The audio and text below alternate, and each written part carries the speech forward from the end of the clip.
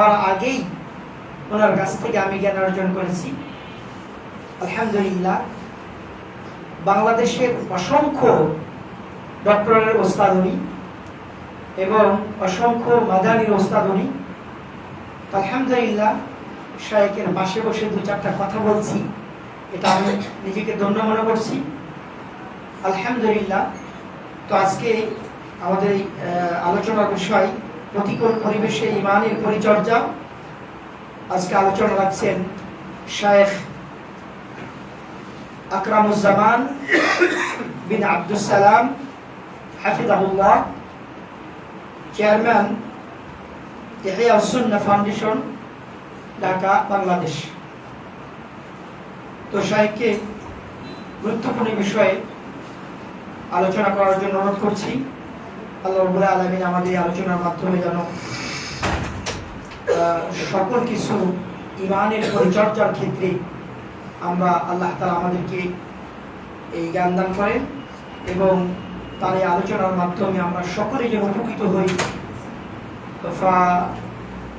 أرجو من فضيلة الشيخ شيخنا الحبيب شيخ أكرم الزمان بن عبد السلام حفظه الله فليتفضل مشكورا معجورا. بارك الله فيكم.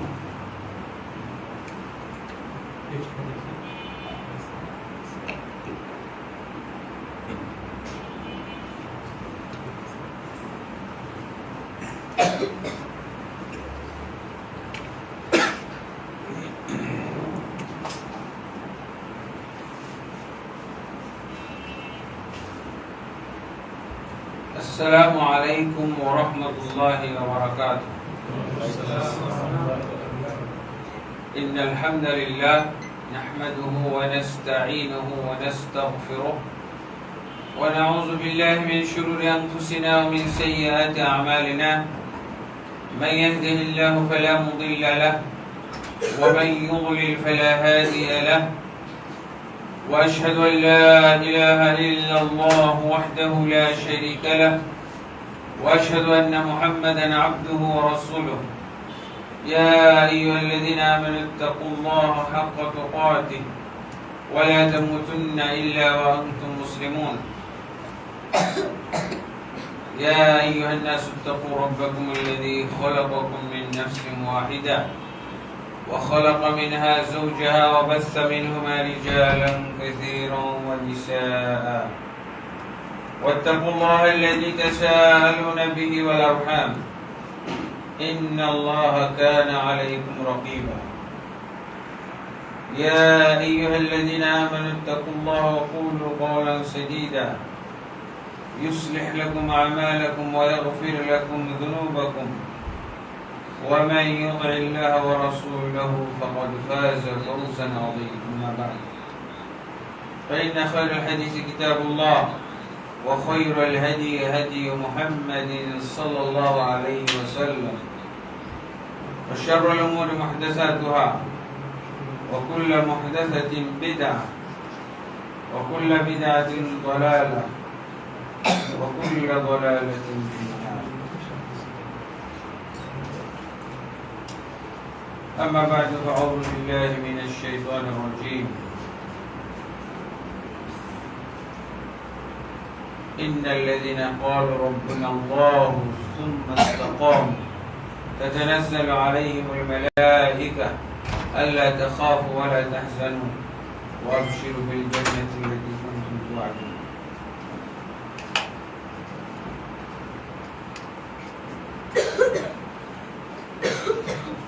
وقال سبحانه يا أيها الذين آمنوا بالله ورسوله والكتاب الذي نزل على رسوله والكتاب الذي أنزل من قبل ومن يكفر بالله وملائكته وكتبه ورسله واليوم الآخر فقد ضل ضلالا بعيدا.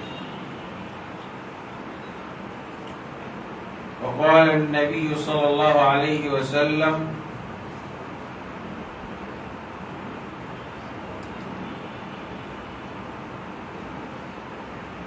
فيما رواه أبو هريرة رضي الله عنه قال رسول الله صلى الله عليه وسلم بدأ الإسلام غريبا وسيعود كما بدأ فطوبى للغرباء رواه مسلم وغيره আলহামদুলিল্লাহ আল্লাহ তাবারক ওয়া তাআলার অসংখ্য অগণিত প্রশংসা যে আল্লাহ এই উত্তরা 12 নম্বর সেক্টর আল ইহসান ইন্টারন্যাশনাল ইনস্টিটিউটের কর্তৃক আয়োজিত একটি মোবারক গুরুত্বপূর্ণ হালাকায় শরীক হওয়ার আর এই হালাকায় দিনের কিছু বিষয় নিয়ে আলোচনা করার আল্লাহ সুযোগ করে দিয়েছেন এবং যাদের তত্ত্বাবধানে এই মোবারক প্রতিষ্ঠানটি চলতেছে তার কর্ণধার বা প্রতিষ্ঠাতা ডক্টর আব্দুল বাসির হাফিজাহুল্লাহ ওয়া ওয়াফাকাহু তার আমি শুকরিয়া আদায় করি বায়দা শুকরিল্লাহ আল্লাহর শুকরিয়া কৃতজ্ঞতা আদায়ের পাশাপাশি যেহেতু সে আমাকে এখানে আসার সুযোগ করে দিয়েছেন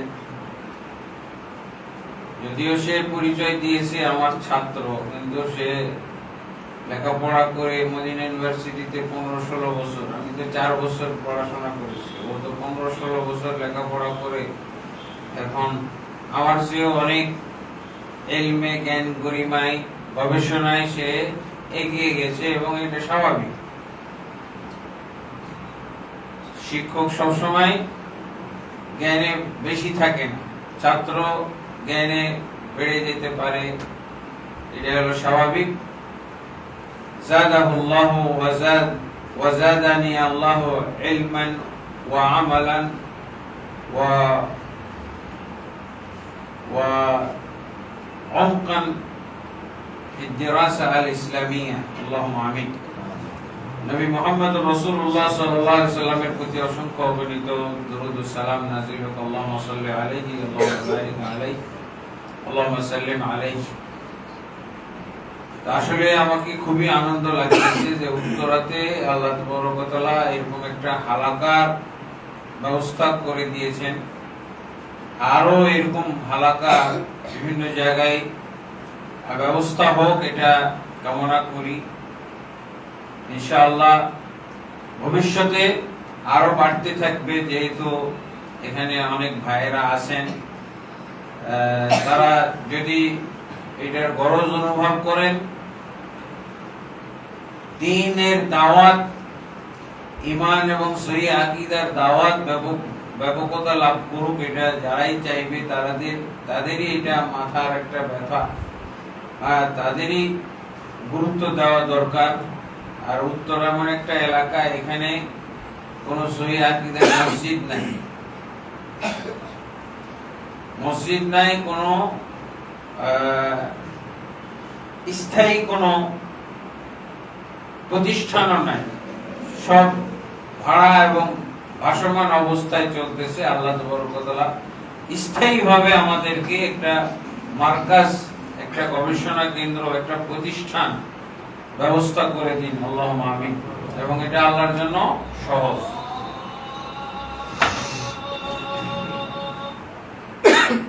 আজকে আমার আলোচনার যে বিষয় দেওয়া হয়েছে সেটা হলো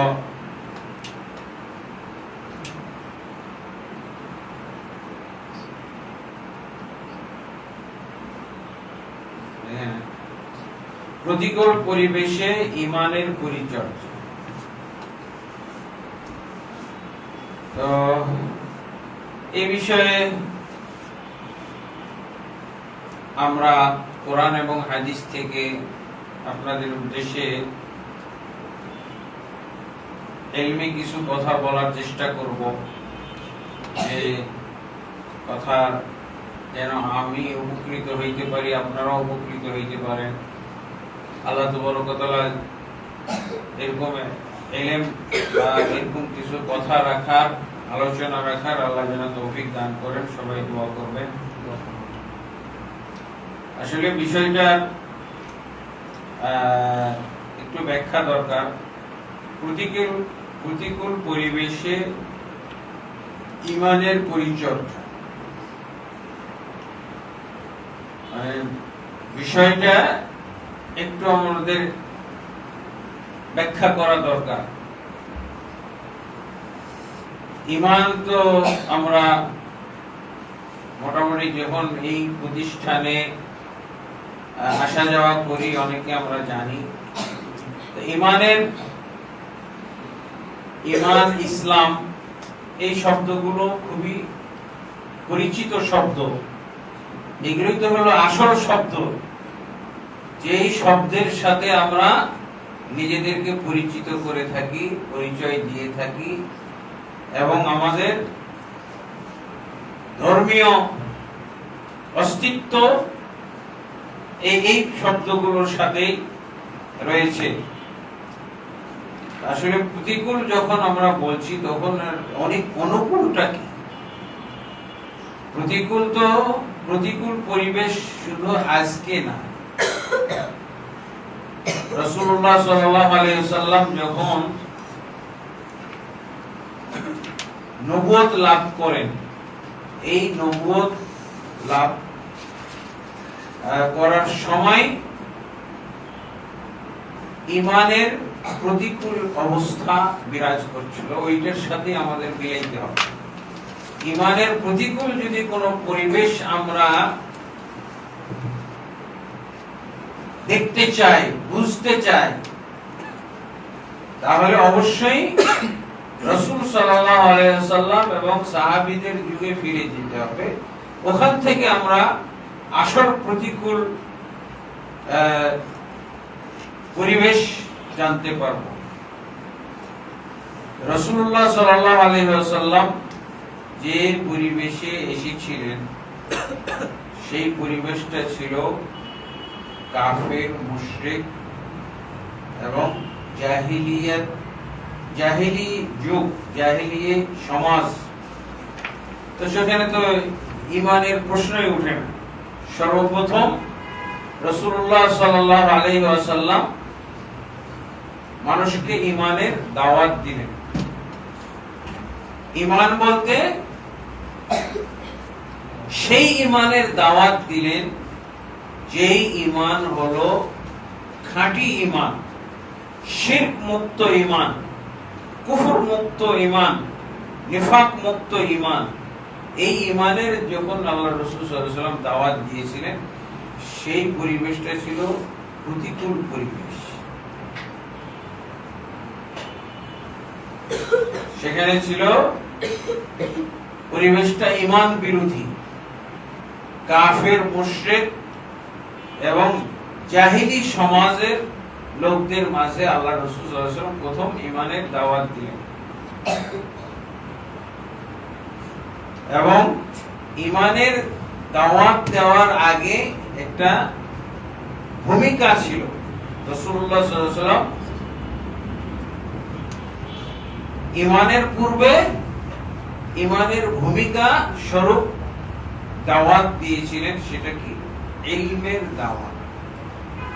এবং আল্লাহ তাবারক ওয়া তাআলা প্রথম রাসূলুল্লাহ সাল্লাল্লাহু আলাইহি ওয়াসাল্লামের উপরে যে ওহী নাযিল করেছিলেন সেটা কিসের? ইকরা বিসমি রাব্বিকাল্লাযী খালাক। এগুলো ভূমিকা, ঈমানের দাওয়াত হলো না, বা সরাসরি ঈমানের এটা দাওয়াত নয়। এরপরে আল্লাহ নাযিল করলেন কি? ফাআলাম আন্নাহু লা ইলাহা ইল্লাল্লাহ। তুমি জ্ঞান অর্জন করো যে নিশ্চয় আল্লাহ ব্যতীত সত্য কোনো মাবুদ নেই। এটা হলো ঈমানের কালেমা। এটাই ছিল ঈমানের কালেমা, যেটার মাধ্যমে আল্লাহ রাসূল সাল্লাল্লাহু আলাইহি ওয়াসাল্লাম তার দাওয়াত শুরু করেছিলেন। কিন্তু এই ইমানের আগের কথা কি? ইকরা আর ফাআলা, ইকরা আর ফাআলা। কারণ ইমানের আগের দুইটা সবক আল্লাহ তাবারক ওয়া তাআলা মুহাম্মদ সাল্লাল্লাহু আলাইহি ওয়াসাল্লামের মাধ্যমে এই মুসলিম জাতিকে দিলেন। কারণ পড়াশোনা ছাড়া ঈমান হয় না। না পড়ে যদি কেউ ঈমান আনে পড়াশোনা ছাড়া, তাহলে সেই ঈমানের মধ্যে কি থাকবে? ভেজাল থাকবে, সেই ঈমানের মধ্যে ঝামেলা থাকবে। সেই ঈমান কখনো আল্লাহ তাবারক ওয়া তাআলার প্রতি খাঁটি বিশ্বাস এনে দিতে পারবে না। এই জন্য প্রথম সবক হলো ইকরা। প্রথম সবক এটা না যে আমিন বিরাব্বিকাল্লাযী খালাক, প্রথম সবক এটা আসে না। অথবা প্রথম সবক এটাও আসে নাই যেটা আমরা সবাই জানি যে আল্লাহ আমাদেরকে সৃষ্টি করেছেন ইবাদতের জন্য, এটাও বলা হয়নি। উবুদ লিরাব্বিকাল্লাযী খালাক, ইবাদত করো তোমার রবের জন্য যিনি সৃষ্টি করেছেন। এই ওয়াহিও নাযিল হয়। তাহলে ঈমানের কথা বলতে গেলে প্রথম আমাদেরকে ইকরার কথা বলতে হবে। আমাদের সমাজে আজকে এটাই চলতেছে, অজ্ঞতা ভিত্তিক। ঈমানের মধ্যে অজ্ঞতা আছে, ইসলাম পালনের মধ্যে অজ্ঞতা। আমরা সবাই জানি ঈমানের কালেমা হলো লা ইলাহা ইল্লাল্লাহ। এই ঈমানের উৎস, এখান থেকে ঈমান বের হবে। অথচ আল্লাহ তাবারক ওয়া তাআলা এই জায়গাতেও কি বলছেন? ফাআলাম আন্নাহু লা ইলাহা ইল্লাল্লাহ, তুমি জ্ঞান অর্জন করো, জানো, বুঝো। এরপরে কি বলা হচ্ছে? আন্নাহু লা ইলাহা ইল্লাল্লাহ, নিশ্চয়ই আল্লাহ ব্যতীত প্রকৃত কোনো মাবুদ নেই। আল্লাহ ব্যতীত প্রকৃত কোনো মাবুদ নেই, এটা হলো লা ইলাহা ইল্লাল্লাহ, এই ঈমানি কালেমার আসল অর্থ। এই অর্থ ছাড়া ভুল অর্থের মাধ্যমে কিন্তু ভুল ঈমান হবে, ঈমানটাই ভুল হবে। অনেকগুলো ভুল অর্থ আমাদের সমাজে রয়েছে, তো ওগুলো আর কি বলার আজকে সময় না। প্রসিদ্ধ যেটা ভুল অর্থ আমরা করে থাকি সেটা হলো আল্লাহ ব্যতীত কোনো মাবুদ নাই, এটা হলো প্রসিদ্ধ ভুল অর্থ। এমনকি ডাক্তার জাকির নায়েক সাহেবও এই ভুল অর্থের উপরে কিন্তু মুসলমান বানাইতেছে। কি বলে ইংরেজিতে? there is no God but Allah। এই যে এখানে একটা ট্রু শব্দ লাগবে, কারণ কোরআন এবং হাদিসের মধ্যে, কোরআনে এবং হাদিসে এভাবে এসেছে। সূরা হজ্জের ৬২ নম্বর আয়াত আর সূরা লোকমানের ৩০ নম্বর আয়াতে কালেমার তরজমা এসেছে, সঠিক তরজমা। সেখানে শব্দ ব্যবহার করা হয়েছে যালিকা বিআন্নাল্লাহ হুয়াল হাক্কু ওয়া আন্না মা ইয়াদউনা মিন দুনিহিল বাতিল। এটা এই জন্য যে নিশ্চয় আল্লাহ হচ্ছেন হক মাবুদ, আর তাকে বাদ দিয়ে যে সমস্ত মাবুদ বা দেবদেবীকে তারা মানতেছে এগুলো হলো বাতিল। তাহলে হক আর বাতিল এই দুইটা শব্দ থাকতে হবে। আমরা এই জন্যই তরজমা করলাম কি আল্লাহ ব্যতীত সত্য কোনো মাবুদ নেই। এই একটা শব্দ বাড়িয়ে দেওয়াতে কি হয়ে গেল? যত পৃথিবীতে বাতিল মাবুদ এসেছে বা মানুষ বিশ্বাস করে বা ভবিষ্যতে আসবে বিশ্বাস করবে, সব বাতিল হয়েছে। তাহলে প্রকৃত মাবুদ একমাত্র আল্লাহ, আর বাকি যত মাবুদ আছে সব হলো অপ্রকৃত, অসত্য, বাতিল, মিথ্যা মাবুদ। এটা আমাদেরকে কালেমার শব্দ জানার সাথে সাথে সঠিক অর্থটাও জেনে নিতে হবে। তাহলে সূরা কি বললাম, সূরা হজ্জের 62 নম্বর আয়াত আর সূরা লোকমানের 30 নম্বর আয়াতে এই তরজমাটা করা আছে। আমরা যদি এটা আমাদের জন্য হক, আমরা যদি বলি যে কালেমা শব্দটা কোথায় পেলাম, ইমানের যে কালেমা লা ইলাহা ইল্লাল্লাহ শব্দটা কোথায় পেলাম, কোরআনে আছে, হাদিসে আছে। আচ্ছা, তরজমাটা কোথায় আছে? তরজমাটাও তো খোঁজ করতে হইতো। যারাই আকীদার উপরে কিতাব লিখেছেন, যারাই দেখবেন অনেকেই মানা লা ইলাহা ইল্লাল্লাহর উপরে কিতাব লিখেছেন, একাধিক আলেম। এগুলো আমি সৌদি আরবের আলেমদের থেকে দেখি, পরে আমি আমার বইটা লিখেছিলাম কালেমার মর্ম কথা। এখানে ডিটেইলস আলোচনা করেছি কালেমার তরজমার ব্যাপারে, অর্থ মর্ম এই বিষয়ে ডিটেইলস আলোচনা করেছি। তবে আছে গাড়িতে অ্যাকসেপ্ট দিয়ে দিন এখানে। তো অবশ্যই আমরা প্রশ্ন করতে পারি, যে কোনো আলেমকে প্রশ্ন করতে পারি যে এর তরজমাটা কোথায়। কোরআনে কি আল্লাহ তরজমা করে দেননি? আলহামদুলিল্লাহ এই আয়াত দুটিকে সামনে রেখে আরবের আলেমরা, যারা আকীদাবিদ, যারা তাওহীদের উপরে, ঈমানের ব্যাখ্যা বিশ্লেষণের উপরে কিতাব লিখেছেন, তারা মা'না লা ইলাহা ইল্লাল্লাহর উপরে স্বতন্ত্র কিতাব লিখেছেন এবং অর্থটা এভাবে করেছেন লা মা'বুদা বিহাক্কিন ইল্লাল্লাহ, আল্লাহ ব্যতীত প্রকৃত কোনো মাবুদ নেই। এটা হলো ঈমানি কালেমা।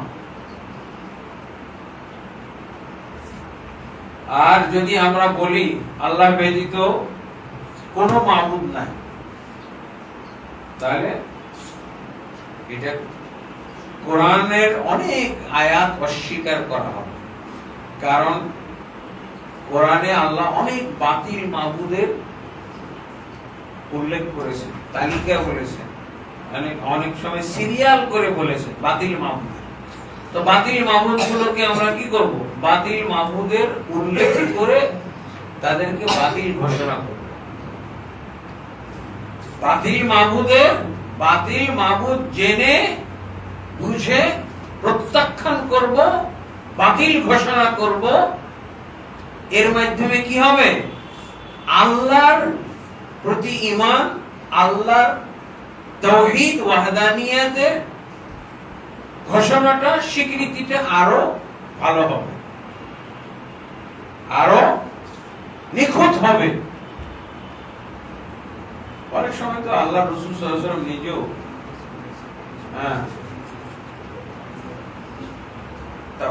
কালেমার যে ঈমানের যে দাওয়াত দিতেন, ঈমানের দাওয়াতের ক্ষেত্রে কিন্তু এই বিষয়গুলোর উল্লেখ থাকতো। আল্লাহ রাসূল সাল্লাল্লাহু আলাইহি ওয়াসাল্লাম কখনো কখনো ঈমানের দিকে দাওয়াত দেওয়ার সময় এই যে একাধিক মাবুদ না, এক মাবুদ হবে, আমি এমন তরজমা করব, এই তরজমা দিয়ে বোঝা যাবে যে একমাত্র মাবুদ আল্লাহ, হক মাবুদ আল্লাহ। যেমন ইমরান বিন হুসাইন রাদিয়াল্লাহু আনহু, তখন উনি মুসলিম হননি, তাকে প্রশ্ন করেছিলেন, আল্লাহ রাসূল সাল্লাল্লাহু আলাইহি ওয়াসাল্লাম প্রশ্ন করেছেন। দেখেন, প্রশ্নোত্তরের মাধ্যমে একজনকে ইসলামে দীক্ষিত করা। আল্লাহ রাসূল সাল্লাল্লাহু আলাইহি ওয়াসাল্লাম তো কালেমা পড়াইছেন, আর এই সাহাবীকে কি বলছেন? ইমরান বিন হুসাইন রাদিয়াল্লাহু বলছেন, কাম ইলাহান তা'বুদু, তুমি কয়জন মাবুদের ইবাদত করো, একটু আমাকে জানাও। তাহলে কি বোঝা গেল? যে হক মাবুদ আছে আর বাতিল মাবুদ আছে। আল্লাহ রাসূল সাল্লাল্লাহু আলাইহি ওয়াসাল্লামের আজকের দাওয়াতটা কি হচ্ছে? ওই ব্যক্তি যাকে টার্গেট করেছেন মুসলিম বানানোর, তার কাছ থেকে হক মাবুদ বাতিল মাবুদ চিহ্নিত করে নাও, সে চিহ্নিত, যদি হক মাবুদ আর বাতিল মাবুদ চিহ্নিত করতে পারে, তাহলে তো সে তাকে আর দাওয়াত দিতে বেগ পাইতে হবে না, কষ্ট হবে না, তাই না? আল্লাহ রাসূল সাল্লাল্লাহু আলাইহি ওয়াসাল্লামের এই ব্যক্তিকে দাওয়াত দেওয়ার, ঈমানের দাওয়াত দেওয়ার কৌশলটা ছিল কি? প্রথমে জিজ্ঞেস করলেন, কাম ইলাহান তা'বুদু, তুমি কয়জন মাবুদের ইবাদত করো? তো উনি টোটাল যে কয়জন মাবুদের ইবাদত করে কোন রাগ ঢাক না করে স্পষ্ট বলে দিলেন, সাবআন, আমি 7 জন মাবুদের ইবাদত করি। কাবা শরীফের চারপাশে কতগুলো ছিল? 360। কিন্তু এই ব্যক্তি 7 জন মাবুদের ইবাদত। আর সে আবার বলে দিচ্ছে কি, সিত্তাতুন ফিল আরদি ওয়া ওয়াহিদুন ফিস সামা, আমি যে 7 জন মাবুদকে মানি, 6 জন জমিনে আর 1 জন আসমানে। হ্যাঁ, 6 জন জমিনে, 1 জন আসমানে। এবার আল্লাহ রাসূল সাল্লাল্লাহু আলাইহি ওয়াসাল্লাম দেখেন কিভাবে আমরা বুঝবো, 6 জন জমিনে, 1 জন আসমানে। এবার আল্লাহ রাসূল সাল্লাল্লাহু আলাইহি ওয়াসাল্লাম তাকে প্রশ্ন করলেন, দ্বিতীয় প্রশ্ন কি, মান তারজু ফি রাগবাতিকা ওয়া রাহবাতিকা, বিপদ আপদে পড়লে তোমার আশা আকাঙ্ক্ষা পূরণ করার জন্য, যখন তুমি বিপদ আপদে পড়েছো, তুমি সাহায্যের আশা করতেছো, সাহায্য তোমাকে করা হোক, বিপদ থেকে উদ্ধার করা হোক, এই উদ্দেশ্যে এই 7 মাবুদের কোন মাবুদকে তুমি যোগ্য মনে করো, কোন মাবুদের কাছে তুমি ধর্ণা দাও, শরণাপন্ন, এটা বলো। তখন ইমরান বিন হোসেন কি বললেন? বলছেন, আল্লাযী ফিস সামা, বিপদ আপদে পড়লে যেই মাবুদের আমি শরণাপন্ন হই, তিনি হচ্ছেন আসমানের মাবুদ, যিনি আসমানে আছেন। আল্লাহু আকবার। এই কথাটা বলতে আমাদের কত যে কষ্ট হয় এই বাংলাদেশের পরিবেশে। হ্যাঁ, ঈমানের দাওয়াত দিব, কালেমার দাওয়াত দিব, আল্লাহর দাওয়াত দিব, এইটা নিয়ে ঝগড়া শুরু হয়ে গেল।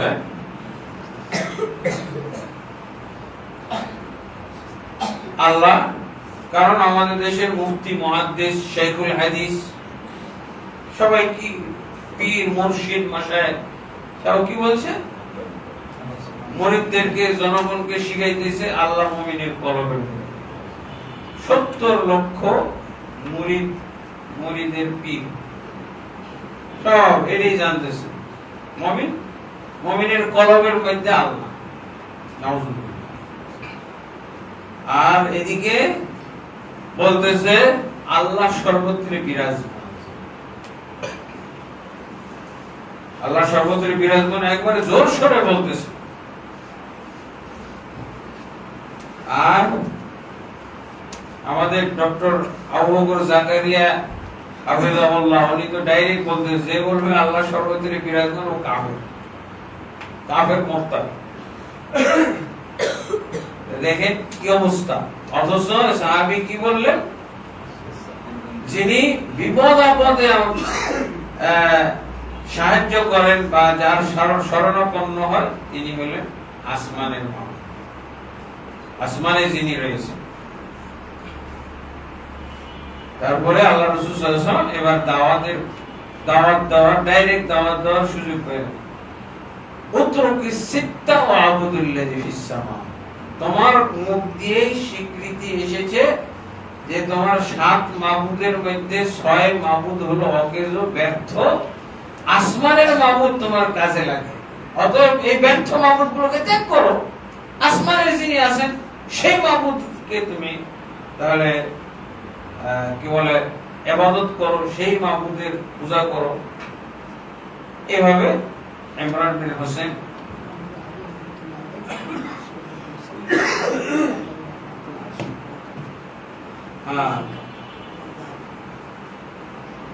ইমাম যাহাবী রাহমাতুল্লাহ আলাইহির কথা উনি এখানে তালিকের মধ্যে উল্লেখ করলেন কিতাবুল আরশ। ইমাম যাহাবী রাহমাতুল্লাহ আলাইহি বলেছেন, যে ব্যক্তি এটা অস্বীকার করবে, আল্লাহর আসমানে থাকা, আরশে থাকা অস্বীকার করবে, সে কাফের। কিন্তু আমাদের দেশে যে ইমামের অনুসারী মুকাল্লিদ, সেই ইমামও তো তাই বলেছেন। সেই ইমাম আবু হানিফা রাহমাতুল্লাহ আলাইহি তো তাই বলছেন যে মান ক্বালা লা আদরি আল্লাহু ফিস সামা আও ফিল আরদ, যে ব্যক্তি বলবে যে আমি জানি না আমার রব আসমানে না জমিনে, সে ফাকাদ কাফারা, সে কাফির হয়ে যাবে। তারপরে আবার প্রশ্ন করা হয়েছে, মান ক্বালা আল্লাহু ফিল আরশ ওয়ালা আদরি আল আরশ ফিস সামা আম ফিল আরদ, আল্লাহ আরশের উপরে এটাও বিশ্বাস করি, তবে আরশটা আসমানে না জমিনে, তার সম্পর্ক ইমাম আবু হানিফা রাহমাতুল্লাহ আলাইহি বলেন সেও কাফের হয়ে যাবে। এগুলো হলো রাসূলুল্লাহ, তাহলে অবশ্যই এই কারণেই আমরা এই হাদিস, যেহেতু আল্লাহ রাসূল সাল্লাল্লাহু আলাইহি ওয়াসাল্লাম হক মাবুদ এভাবে সংখ্যা উল্লেখ করে বলে দিয়েছে, তাহলে আমাকে এখন বলতে হবে না হক মাবুদ। তাহলে ওই যে ইমরান বিন হোসেন যে 6 জন ব্যর্থ মাবুদের হিসাব দিলেন, ওই মাবুদ গুলো কি আমরা কি বলবো, হক না বাতিল মাবুদ? আসমানের মাবুদ একমাত্র সত্য মাবুদ, আর জমিনের এই 6 জন মাবুদ কি, এগুলো হলো বাতিল মাবুদ। এই শব্দটা লাগবে তো, যেহেতু আল্লাহ রাসূল সাল্লাল্লাহু আলাইহি ওয়াসাল্লাম বিশ্বাস করতেন যে মাবুদ দুই প্রকার, হক মাবুদ, বাতিল মাবুদ। সূরা হজ আর সূরা লোকমানের মধ্যে হক মাবুদ, বাতিল মাবুদ, এই দুই প্রকার মাবুদের কথা উল্লেখ আছে একবার ডাইরেক্ট, যার জন্য এভাবে তরজমা করা হয়েছে। আর আল্লাহ রাসূল সাল্লাল্লাহু আলাইহি ওয়াসাল্লাম যে তরজমাটা করেছেন সেটা হলো আল্লাহ রাসূল সাল্লাল্লাহু আলাইহি ওয়াসাল্লামের হাদিসে যে তরজমা এসেছে সেটা কি, তা'বুদুল্লাহ ওয়া লা তুশরিকু বিহি শাইআ। লা ইলাহা ইল্লাল্লাহর তরজমা কি, একমাত্র আল্লাহর ইবাদত করা, তার সাথে কাউকে শরীক না করা। এটা কি রাসূলুল্লাহ সাল্লাল্লাহু আলাইহি ওয়াসাল্লামের তরজমা। রাসূল সাল্লাল্লাহু আলাইহি ওয়াসাল্লাম এভাবে সাহাবায়ে কেরামকে তরজমা করে দিয়েছেন। তো এই তরজমাগুলো কোথায় আমাদের সমাজে, আমাদের এই পরিবেশে এই তরজমাগুলো আমরা কোথায় দেখি না কেন, শুনি না কেন? কেউ বলতেছে কোনো কিছু থেকে কোনো কিছু হয় না, যা কিছু হয় সব আল্লাহ থেকে। আল্লাহ লা খালিকা ইল্লাল্লাহ, আল্লাহ ছাড়া কোনো সৃষ্টিকর্তা নেই। এগুলো তরজমা হলো ভুল। অবশ্যই আমাদেরকে এই তরজমায় আসতে হবে। রাসূলুল্লাহ সাল্লাল্লাহু আলাইহি ওয়াসাল্লাম প্রথম যে দাওয়াত দিলেন সেটা ইকরা এবং ইলম ফাআলাম, তারপরে আল্লাহ রাসূল সাল্লাল্লাহু আলাইহি ওয়াসাল্লাম দাওয়াত দিলেন এই যে ঈমানের কালেমা। তো রাসূলুল্লাহ সাল্লাল্লাহু আলাইহি ওয়াসাল্লামের এই দাওয়াতে আল্লাহ তাবারক ওয়া তাআলা বরকত দান করলেন। দাওয়াতটা ছিল আল্লাহ রাসূল সাল্লাল্লাহু আলাইহি ওয়াসাল্লামের যে ঈমানের দাওয়াত, এটা ছিল আপোষহীন দাওয়াত। যাকেই আল্লাহ রাসূল সাল্লাল্লাহু আলাইহি ওয়াসাল্লাম ঈমানের দাওয়াত দিয়েছিলেন সবাই আপোষহীন ছিল, আল্লাহর সাথে আর কেউ শরীক করে না। এমনকি এর জন্য প্রথম দিকে তো অল্প সংখ্যক লোক মুসলমান হলো না, রাসূলুল্লাহ সাল্লাল্লাহু আলাইহি ওয়াসাল্লামের প্রতি যে ঈমান আনলো, প্রথম তো হাতে গোনা অল্প কিছু লোক মুসলমান হয়েছে। খাদিজা রাদিয়াল্লাহু আনহা, তারপরে এদিকে আলী রাদিয়াল্লাহু আনহু, তারপরে আবু বকর, ওসমান, ওমর, এইভাবে আর কি 4 জন খলিফা ঈমান এনেছিলেন। তারপরে অল্প সংখ্যক ঈমানদারদের সংখ্যা যখনই বাড়তে লাগলো তখন তাদের প্রতি জুলুম নির্যাতন বাড়তে লাগলো। মুসলমানদের সংখ্যা যেমন বাড়তে শুরু হলো, তাদের প্রতি এই ঈমান থেকে ফিরানোর জন্য, তাদেরকে ঈমান থেকে ফিরানোর জন্য কাফের মুশরিক মক্কার কুরাইশদের অপতৎপরতা শুরু হয়ে গেল। অপতৎপরতা কিভাবে? তারা তাদের প্রতি জুলুম নির্যাতন চালানো শুরু করল। জুলুম নির্যাতন চালিয়ে কি করলো? এক সময় সাহাবায়ে কেরাম অতিষ্ঠ হয়ে গেলেন, যারা ঈমানদার তারা আর সহ্য করতে পারছিলেন এত জুলুম। আমরা অনেক নাম জানি, বেলাল বিন আবি রাবাহ, তারপরে সুমাইয়া, ইয়াসির পরিবারের দুইজন নারী পুরুষ, আম্মারের মা বাবা দুইজনকেই নিহত হইতে হলো, শহীদ হইলেন। আউয়াল শহীদাতুন ফিল ইসলাম সুমাইয়া রাদিয়াল্লাহু আনহা, সুহাইব, রুমি, খাব্বাব, এই নামগুলো আমাদের ইসলামের ইতিহাসের কিতাবে লিপিবদ্ধ আছে। এই ঈমানের প্রথম ঈমানি কাফেলা, এদের প্রতি চরম জুলুম নির্যাতন শুরু হয়ে গেল। কিন্তু আল্লাহ রাসূল সাল্লাল্লাহু আলাইহি ওয়াসাল্লাম ঈমানের যে শিক্ষা দিয়েছিলেন সেটা কি? যেভাবে আল্লাহ কোরআনে উল্লেখ করেছেন ওইভাবে, ইন্নাল্লাযীনা ক্বালু রাব্বুনাল্লাহ সুম্মা ইসতাকামু, তারা ঈমান এনেছিল আর ঈমানের উপরে ইস্তেকামত ছিল, মানে দৃঢ়তা। এই ঈমান আর ঈমানের উপরে দৃঢ়তা, ঈমানের উপরে ভাসমান থাকা যাবে না, ঈমানের প্রতি দৃঢ় থাকতে হবে। এই দৃঢ় থাকাটা হলো কঠিন ব্যাপার, আর দৃঢ় থাকাটাই হলো আসল ঈমান। এই ঈমানের কোনো মূল্য নাই যে যখনই কোনো ধাক্কা আসলো, যখনই জুলুম নির্যাতন আসলো,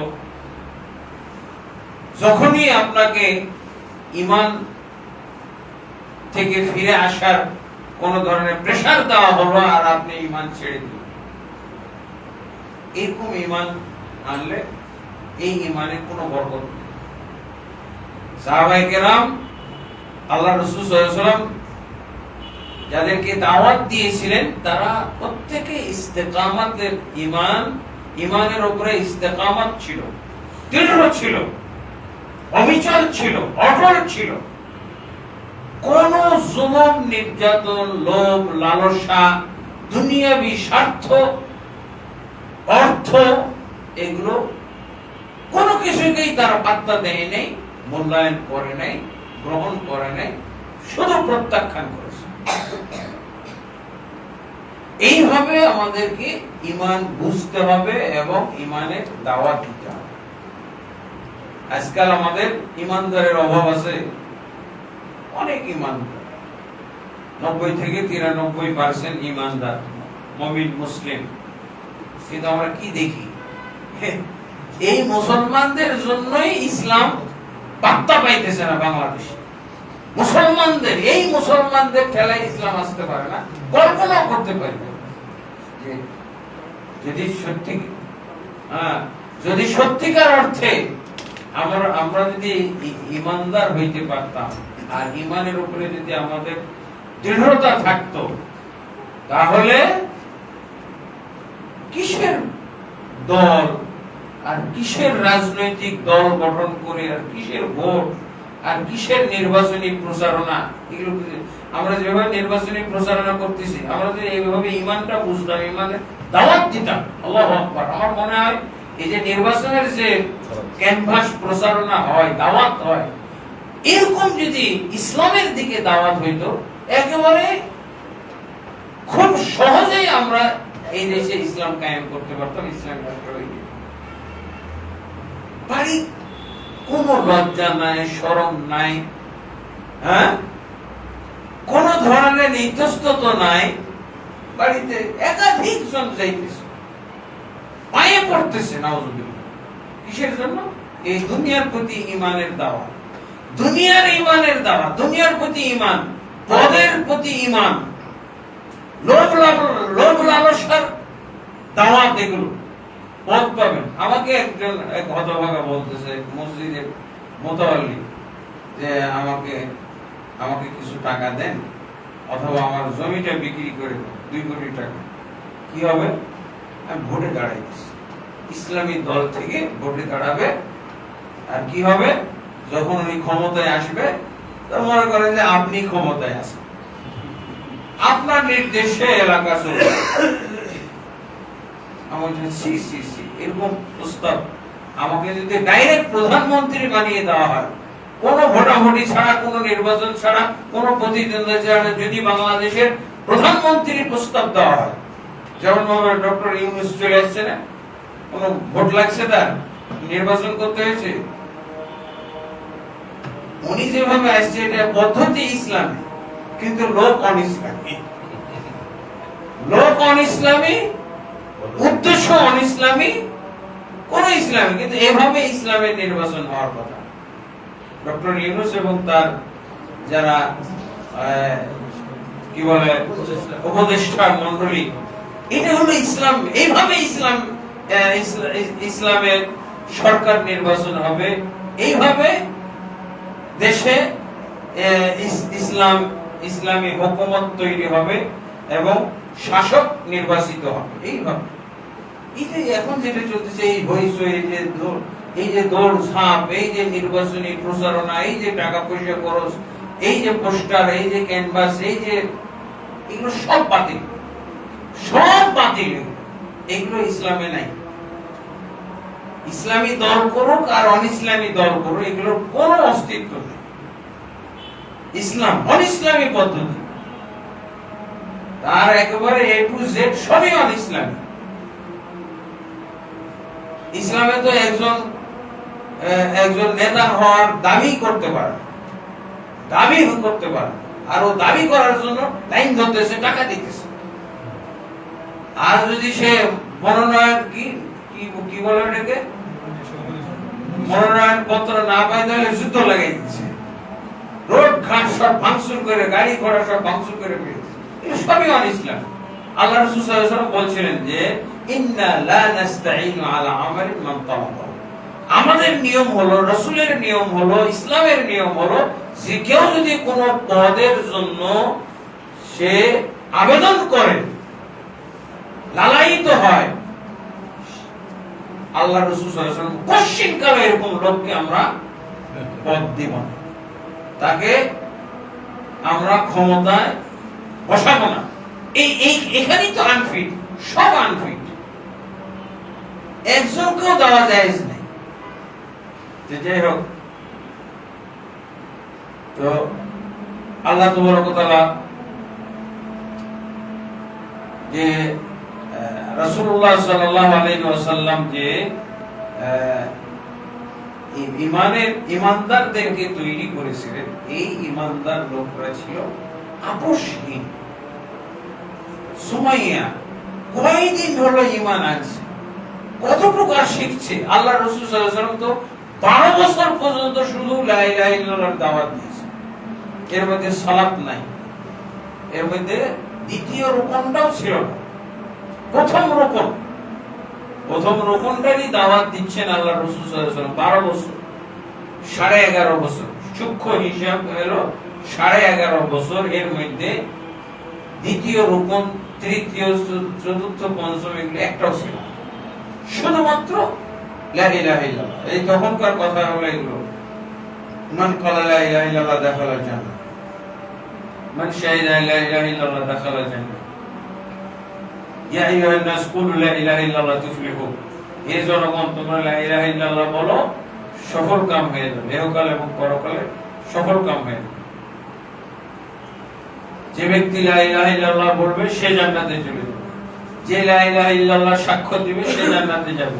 মান কানা আখিরু কালামি লা ইলাহা ইল্লাল্লাহ দাখালাল জান্নাহ, যার শেষ কথা লা ইলাহা ইল্লাল্লাহ হবে সে জান্নাতে যাবে। এই কথাগুলো 11.5 বছর আল্লাহ রাসূল বলতে পারছেন না। আকিমুস সালাহ, আতুজ যাকাত, তখন তো নাজিলই হয়নি, নাজিল হয় নাই তো বলবেন। এই জন্য শুধুমাত্র এই আল্লাহ রাসূল সাল্লাল্লাহু আলাইহি ওয়াসাল্লাম তাদেরকে এই ঈমানের দাওয়াত, ঈমানি কালেমার দাওয়াত দিয়েছিলেন। আর এই এত এতদিন ধরে এত সুন্দর করে ইমানের দাওয়াতটা দিয়েছিলেন যে তাদেরকে এই কালেমা থেকে, এই দাওয়াত থেকে, কালেমা কিন্তু খুব ভারী একটা দাওয়াত, খুব কঠিন দাওয়াত, জাহিলি যুগের লোকদের জন্য এর চেয়ে কঠিন কথা ছিলই না। আমরা যেমন বলছি শিরক সবচেয়ে বড় গুনাহ, জাহিলি সমাজের জন্য সবচেয়ে বড় গুনার কথা ছিল কি? লা ইলাহা ইল্লাল্লাহ।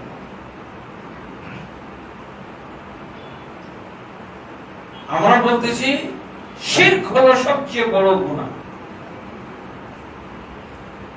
আর আবু জাহেল আবু লাহাবদের জন্য সবচেয়ে গুনার কথা ছিল কি? লা ইলাহা ইল্লাল্লাহ। কোশ্চিন কাল ওরা এই শব্দটা মুখ দিয়ে আনতে চাচ্ছিল। এই শব্দের এমন একটা অর্থ তাদের মাথায় অটোমেটিকলি সেট হয়ে যেত, অটোমেটিকলি এই শব্দের অর্থ তাদের ব্রেনে এমন আঘাত করত, এই আঘাতের ঠেলায় তারা রাসূল সাল্লাল্লাহু আলাইহি ওয়াসাল্লামকে প্রত্যাখ্যান করতেন। এবং সবচেয়ে জঘন্য কথা হলো তাদের দৃষ্টিতে এই কালেমা। আল্লাহ রাসূল সাল্লাল্লাহু আলাইহি ওয়াসাল্লাম সূরা লাহাব যারা পড়েছেন তারা জানেন, হ্যাঁ, সূরা লাহাবের তাফসীর পড়েছেন না? ওয়াইদা কিলা লাহুম লা ইলাহা ইল্লাল্লাহ ইস্তাকবিরুন, যখন তাদেরকে লা ইলাহা ইল্লাল্লাহর দাওয়াত দেওয়া হতো তখন তারা অহংকার করত। অহংকার করে কি বলতো? আইন্না লা তারিকু আলিহাতিন লিশাইরিন মাজনুন। কত জঘন্যভাবে আল্লাহ রাসূল সাল্লাল্লাহু আলাইহি ওয়াসাল্লামকে প্রতিক্রিয়া জানাইতো এই দাওয়াতে। রাসূল সাল্লাল্লাহু আলাইহি ওয়াসাল্লাম তাদেরকে লা ইলাহা ইল্লাল্লাহ বলতে বলছে, আর তারা কি বলছে? আইন্না লা তারিকু আলিহাতিন লিশাইরিন মাজনুন। এই পাগল কবিতার কারণে আমরা আমাদের মাবুদগুলোকে ছেড়ে দেব। কারণ আল্লাহ রাসূল ছাড়তে বলতেছে। লা ইলাহা ইল্লাল্লাহ শুনেই তারা বুঝতো যে আমাদেরকে ছাড়তেই হবে, অবশ্যই আমাদেরকে ছেড়ে দিতে হবে।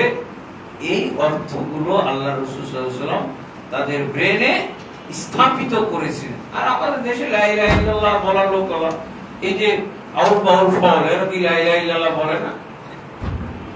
এরা লা ইলাহা ইল্লাল্লাহ বলার লোক। আমরা লা ইলাহা ইল্লাল্লাহ শব্দ শিখেছি কিন্তু অর্থ শিখি নাই। এখন আমাদের বাংলাদেশের কি বলে 90 থেকে 93% মুসলমানকে কি করতে হবে? এই 90-93% মুসলমানকে আবার আমরা কি করব? 1999 মসজিদুল হারামের খতিব উনি বলছেন 1999 জন মুসলমানকে কালেমার অর্থের দাওয়াত দিতে হবে। হ্যাঁ, অর্থের দাওয়াত দিতে হবে। শব্দের দাওয়াত পৌঁছে গেছে, এই শব্দের দাওয়াত পৌঁছে গেছে, এখন অর্থের দাওয়াত দিতে হবে। অর্থের দাওয়াতটা দুই ধরনের। এক শ্রেণীর মুসলমান মোটেও জানে না অর্থটা, লা ইলাহা ইল্লাল্লাহর অর্থ কি, এই লা ইলাহা অর্থ না জানার কারণে সে লা ইলাহা ইল্লাল্লাহ প্রবক্তা হয়েছে। লা ইলাহা ইল্লাল্লাহ তার মুখ দিয়ে উচ্চারিত হয়েছে, ও অর্থ জানে না বলি। যদি তাকে জানিয়ে দেওয়া হয় যে লা ইলাহার অর্থ এই, তাহলে ইসলামকে ইস্তফা দিবে যে না, আমার ইসলামের দরকার। কোথায় ইস্তফা পত্র জমা দিতে হবে? আমি এই লা ইলাহা ইল্লাল্লাহ পড়ে মুসলমান হইতে রাজি। যদি তাকে লা ইলাহা ইল্লাল্লাহর অর্থ বুঝিয়ে দেওয়া হয়, এক শ্রেণীর মুসলমান মোটেও বুঝে না। এই যে বিষয়টা আমাদের দেশে যে রাজনৈতিক দলগুলো যারা রাজনীতি করে, আওয়ামী লীগ, বিএনপি, 100% বুঝে। এরা হলো সেই অজ্ঞ মূর্খ। এদের মধ্যে অজ্ঞ মূর্খ লোক আছে যারা কালেমা লা ইলাহা অর্থ বুঝে, আর আরেক শ্রেণীর বুঝে কিন্তু ভুল অর্থ।